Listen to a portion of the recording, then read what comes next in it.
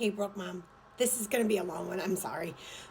So, Broke Mom is asking if we could just vote independent and as a group and get away from the Democratic Party since they're not listening. Um, the problem with that is that it depends on who they caucus with. There's only so many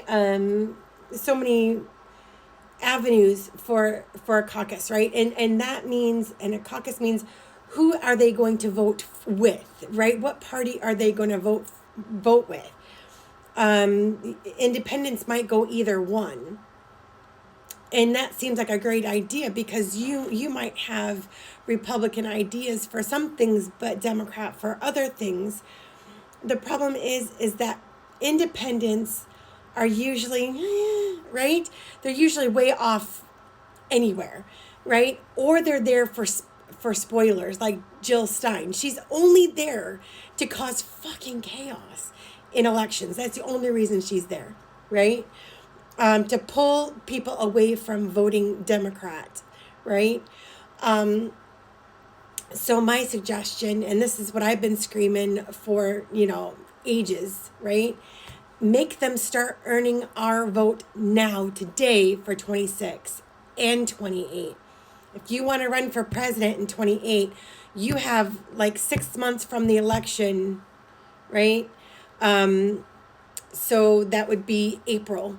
You have to put in April that you want to run in 28, and you have to show each year how you would have handled have a couple of debates right at the end of the year, how you would have handled the situations in that year.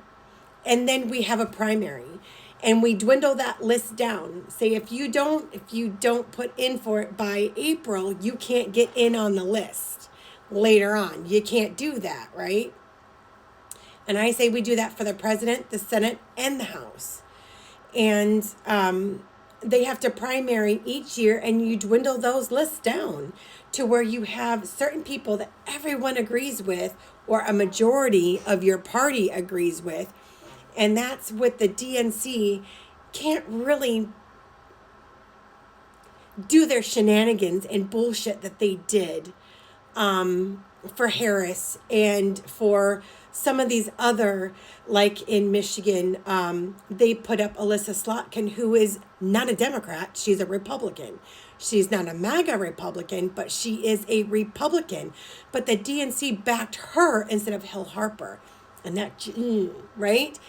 Because they didn't force her to do debates or anything like that. She just blew everything off, right?